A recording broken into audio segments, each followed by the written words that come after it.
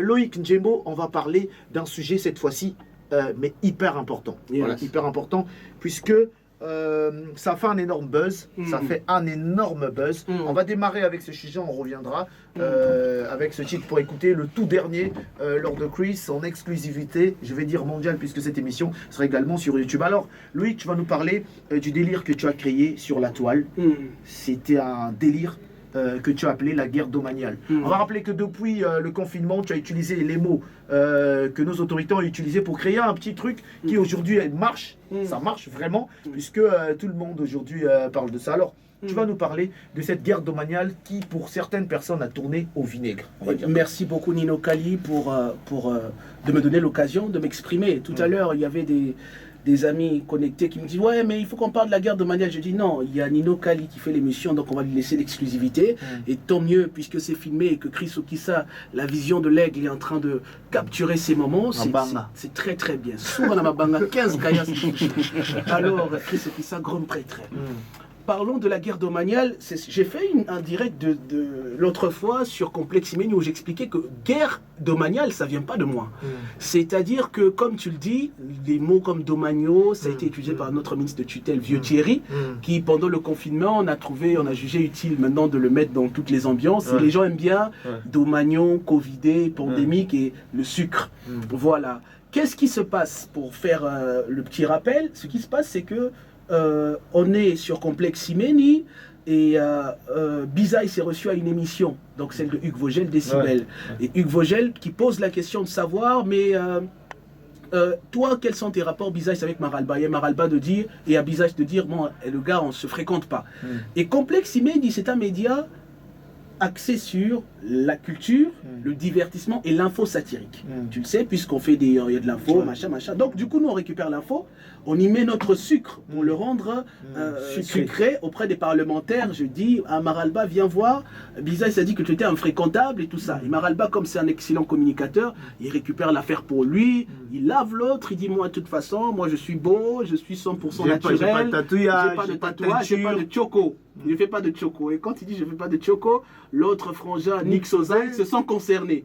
Donc du coup, il vient et dit moi je ne fais pas de choco toi-même. Et du coup, ça va dans une ambiance drôle, fun, comme on aime sur Complexe Imeni. Ça se balance des gens typiques.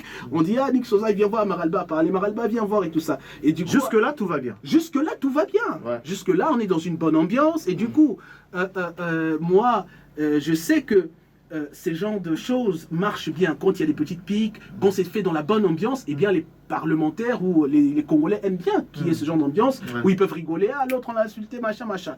Donc du coup, moi, pour éviter de faire s'éteindre le sucre, je fais des lettres de motivation que j'envoie à tous les frangins. J'envoie à Spirita, j'envoie à Mixstone. Donc du coup, j'envoie d'abord à Spirita. Voilà, Madame Spirita, je suis GFL, machin, je viens auprès de votre bienveillance, solliciter, voilà.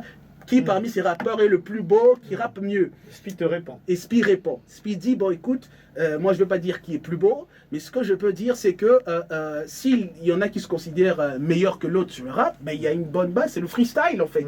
Faites un freestyle, vous envoyez, et puis sur la page, les gens vont dire, bon moi je préfère celui-là. Moi j'ai trouvé que c'est une super idée. Donc du coup, puisque l'affaire commençait à Brazzaville, je me suis dit, puisqu'il y a beaucoup d'audience là tout de suite, ben, je vais insérer mes frangins pour que ça ne reste pas qu'à Brazzaville, que ça devienne quelque chose de domanial justement. Donc, bien du coup, évidemment. Moi, comme toutes les choses que je commence généralement, je sais pas, ou c'est parce que je l'aime beaucoup, je suis fan de sa musique, ou peut-être parce que je l'aime en tant que personne, je commence toujours par Mixstone. J'ai affaire à Mixstone, je dis ben Mixstone et tout machin, qui est le meilleur rappeur entre les deux, et machin entre Maralba et Nick Sozaï. Lui il dit non, ils sont les bons rappeurs tous les deux. Donc il évite de se salir les mains. Ensuite on prend à Teddy Benzo et tout ça. Chacun dit, Teddy au lieu de dire qu'ils sont bons tous les deux, il dit bon ils sont bons mais moi je suis le king. Donc du coup les gens disent ah, toi tu dis que tu es le king, on te pose la question de rappeurs qui est meilleur que le king. Mais donc toi aussi il faut faire le freestyle. Donc jusque là tout va bien. Maintenant ça a commencé à devenir, ça tournait au vinaigre. Quand elle est passée, enfin non, même pas là, parce qu'on commençait à faire des freestyles, Nick Sozaï balance. Quand il entend Spirita dire faites des freestyles, Nick Sozaï balance son freestyle. Kekolo se sont concernés parce que sur une capture, parce que ça allait dans tous les sens, Maralba lui pose la question, est-ce que tu es plus beau que Kekolo? Lui dit Naleki na Bogar. Ah, Kekolo dit moi aussi je vais rapper. Jusque là, on est dans une ambiance. C'est un bon délire. On est fun, on est dans une belle ambiance. Donc du coup, Nick Sozai envoie son freestyle, ensuite Kekolos envoie son freestyle, ensuite Maralba n'envoie pas tout de suite son freestyle. Pour lui, c'était prévu le 7. Le 7, le 20 sur 20. Donc, Nix, quand il envoie son freestyle, frère, c'est là où on passe à une audience, on pète le millier de vues pour une vidéo de 2 minutes. Et du coup, après, je crée des notes vocales domaniales avec des images. Pour moi, dans le but de quoi? De faire découvrir les artistes. Parce que je sais que beaucoup ne les connaissent pas sur Complexe Imeni. On met les images où ils sont en concert, on met des images où ils sont, voilà, des images. Jusque là, pour toi, le but, c'est juste que le public puisse découvrir les artistes urbains du Congo. C'est mon but en tant qu'homme de médias de promouvoir les œuvres culturelles, mais de le faire d'une manière qui va être attractive.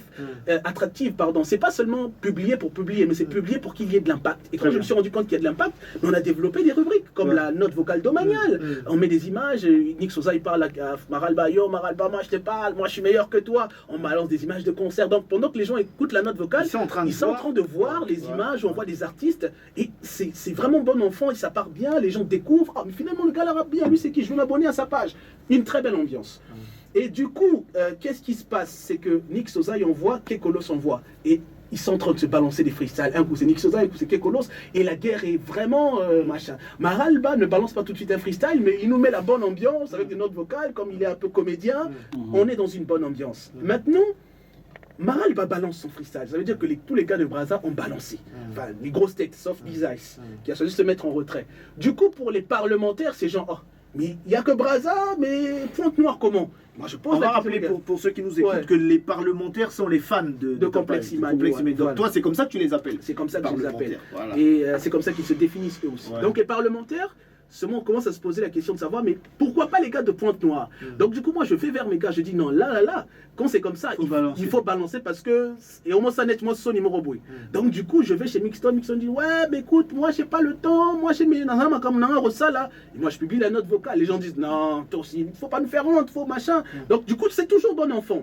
Finalement, Mixton balance. Mixton balance et c'est super, ça pète le feu, mon frère. Il a fait le truc, tu sens que vraiment avec tout son cœur. Et c'était bien, nous on est contents.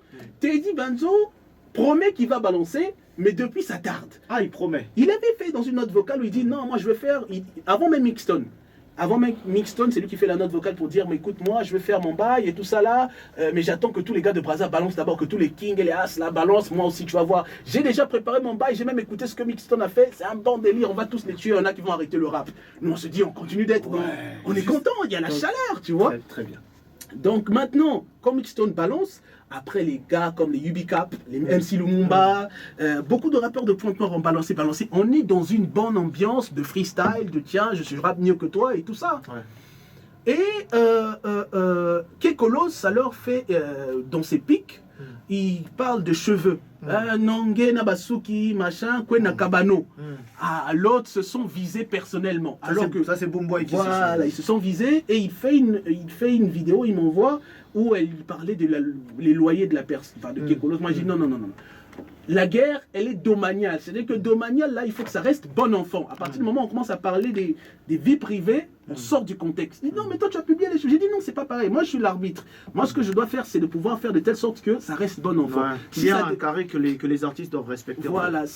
Parce que Teddy Benzo dit oui, machin, les guerres ne marchent pas. J'ai dit non. La guerre, si ça n'avait pas marché dans les années 90, c'est parce que vous n'avez pas mis de limite. Comme dans toute chose, c'est-à-dire que ce sont les hommes qui créent des lois. Si vous voulez faire votre chose, que ça reste bien, même chez nous en droit, c'est le législateur qui crée. Donc c'est un homme. Pareil, quand vous voulez faire un truc, on veut faire par exemple cette antenne, c'est à toi de nous définir tes règles, et nous on vient, on fait les règles. C'est comme ça que ça se passe, pour éviter les débordements.